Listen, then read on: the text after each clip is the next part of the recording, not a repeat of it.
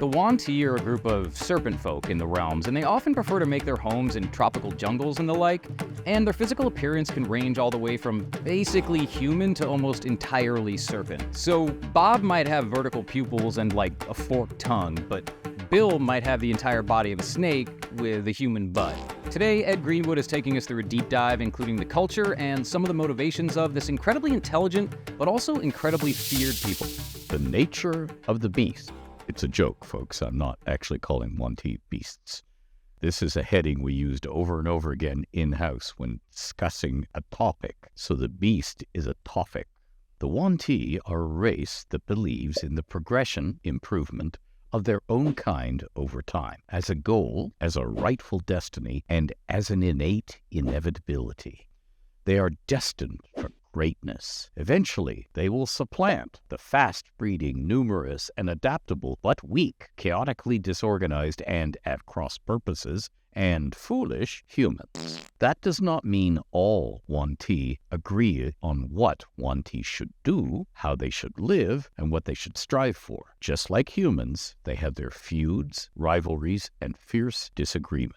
Throughout the 1200s and 1300s DR, the rise in power of the Yuan-ti was hampered by a triangle of enmity that existed between three races: the Yuan-ti, Illithids, and Beholders. These races, in general, there were individual exceptions, of course, hate each other, in large part because they came into repeated conflict, because they were rivals for the same niche vis-a-vis the dominant human society of the surface realms, a niche that might be described as lurking parasites, serving as local behind-the-scenes urban crime bosses, smugglers, and controllers of illicit investments. Interestingly, all three races work well with doppelgangers. The Spellplague shattered the status quo of offsetting tensions and individual skirmishes. For one thing, in the immediate wake of the onset of the Blue Fire, when deaths and drooling insanity amongst wizards was widespread, Larlock and his servitor liches moved swiftly to seize what magic items and spellbooks they could, roving the lands in swift raids. They kept the most powerful and useful, intending to either keep these magics safe or to covertly feed them to human puppets, to build such individuals into more formidable front agents.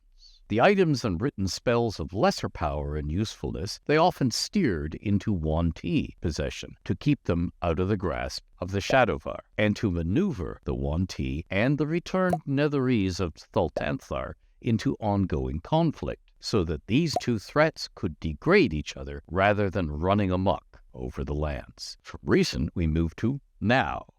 The large population southern, that Chultan Peninsula, Yuan-ti kingdoms got inundated in the chaos following the onset of the Spellplague, and even if the land is restored during or post-sundering, that is, whether Chult is still an island or the sunken lands are up out of the sea again in your campaign, that death and destruction will enrage the Yuan-ti survivors. Some of them will just want to kill every human wizard they can identify to get revenge, and or to try to prevent such devastation from ever happening again, reasoning that if they exterminate powerful human wizards and seize all powerful magic items and spellbooks, there will be no one powerful enough to wreak future havoc. However, others will think that such an extermination is impossible and will only lead to human mages and, by extension, all humans, as attitudes spread and harden, launching their own war of extermination on Yuan-ti out of fear, as in,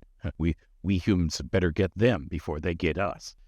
Yuan-ti who hold this view will prefer to pursue another tactic, co-opting human wizards. They are cunning enough and understand human nature well enough to try to found a shrouded in mystery, to keep who's pulling the strings hidden for as long as possible, secret society that shares magical rewards with its members, So those who join will see personal benefits. At the same time, the Society's work can be various missions undertaken by small teams that try to seize magic items and spellbooks and take down or frustrate the work of powerful individual wizards and of groups of wizards. For example, the War Wizards of Cormyr. This will create a new threat, a non-faction faction, if you will, in the realms that can serve as a foe to PCs, a patron hiring PCs, and the villains or shadowy prime movers behind various, for instance, organized play adventures. Not the mass secret society, but this or that team of 3 to 6 society members pursuing a mission they've been assigned and seeing a particular task that they frame player characters for, manipulate player characters into carrying out, or outright hire player characters to perform as part of that mission. The shadowy public face of this society would be co-opted or duped humans, and its name and actions should have no obvious connection to the Yuan-ti. It might be called something like the Sash of Stars, or the Mystic Cowl, or the Cowled Society, not something that would make any hearer of the name think of snakes or serpent kind. So perhaps if you're living in a part of the realms that has snakes like cobras, maybe the Cowled Society might not be a good name. Obviously, when presented, no hint should be dropped as to the true nature of the society. Hints about connections might begin to be dropped 5 years of real time from the onset and should begin as clues within adventures. The society would be intensely interested in societies with money and some current social chaos and many wizards, such as Sembia and Cormyr, where they can recruit the house wizards employed by noble families, and they can gain some influence over those nobles and some covert, overall, farther-reaching political influence. The society would be interested in weakening all rulership not its own, i.e. the governments of all realms up and down the Sword Coast and throughout the Heartlands and around the Sea of Fallen Stars, with an eye to creating power vacuums and the eventual collapse of thrones, so new Yuan-ti kingdoms can arise. And being as the Yuan-ti prefer warm, humid jungle conditions to all else, control of magic that will extend such climes and growth, so warming and weather control will be something that greatly interests them. Some of the Yuan-ti will reflect on the power of faith and consider subverting the priesthoods of certain deities, Moander, if he's back in your realms, Sylvanas, Malar, and so on. This design approach would build the Yuan-ti into a lasting, persistent foe and emphasize, as has happened with the Drow, repeatedly emphasizing and exploiting the danger of their intellect and enterprise, rather than just, these are the snake men monsters. If you're enjoying this video, please leave me a like or leave me a comment, or both. Wow, yes, go for broke, and hit the bell icon so you can be apprised of future gabblings from this matter. Your backing allows me to continue to do this, to continue to sit here in my lonely log cabin up here in the wilds of Canada and talk to you about my creation, the Realms, which is more important to me than life itself, I often say. And it's your support that lets me keep doing that, so thank you. In the short term, the most ambitious Yuan-ti see the strife and weakened armed forces and rulers resulting from the Sundering as an opportunity not to be missed. Some of them will want to covertly take control, ruling through human puppets, of crossroads trade route cities that offer them wealth and ongoing chances to spread their influence. Scornubel, Tizir, and Iriaber would be immediate targets, an undercover role in rebuilding Alm and Sembia, in which the Wizardly Society would be an ideal cover, an ongoing endeavor, and eventual inroads into the local politics of Baldur's Gate and Waterdeep would be on the horizon. The Yuan-ti have watched others rise publicly, from orcs to Netherese arcanists, and drow to dragon and elemental cultists, and be thwarted or slapped down. They have no intention of making such public targets of themselves when keeping to the shadows and working through layers of dupes will achieve the same ends. Such agents will be recruited and kept loyal through limiting what agents know, rewarding them well, and spying on them and ruthlessly rewarding disloyalty. The Yuan-ti are masters of blackmail and bribery, of manipulating attitudes, and of the use of drugs and poisons, fatal venoms, deep sleep-bringing substances, and concoctions that block pain and inhibit blood loss and serve as antidotes to diseases or afflictions such as the spread of monstrous molds. So an infected human could be kept alive only by being given the inhibiting antidote often, or the transformation of their bodies would spread and kill them or end their sentience. This, of course, turns them into slaves of whoever is handing out the antidote. How much the drug side of things is played up must, of course, be an individual dungeon master decision. You could never, ever use the word drugs and have it all be poisons, poisons, poisons.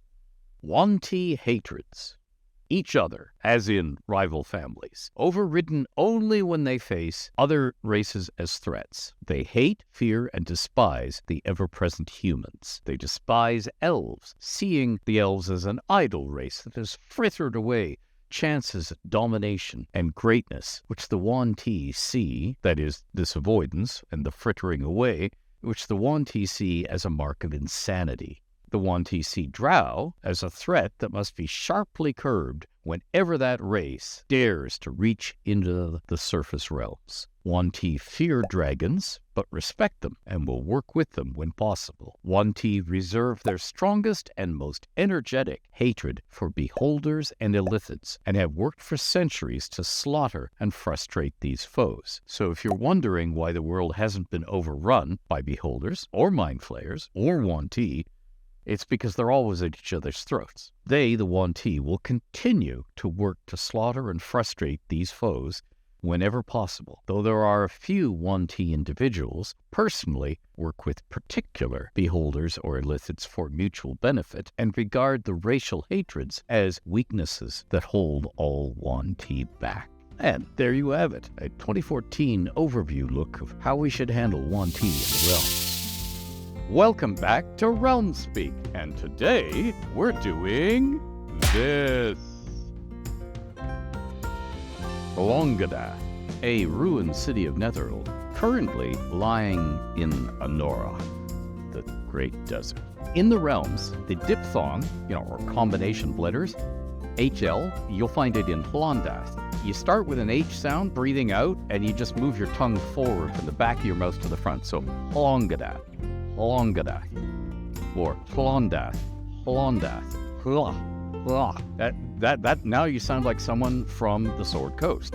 Now, if you sound like someone from the Eastern Heartlands, it's usually more clipped and short. Hlongadath, as if you're about to jump over hurdles. Maybe you don't want to jump over hurdles, so Hlongadath. You sound like somebody who just swallowed a bee. Hlongadath.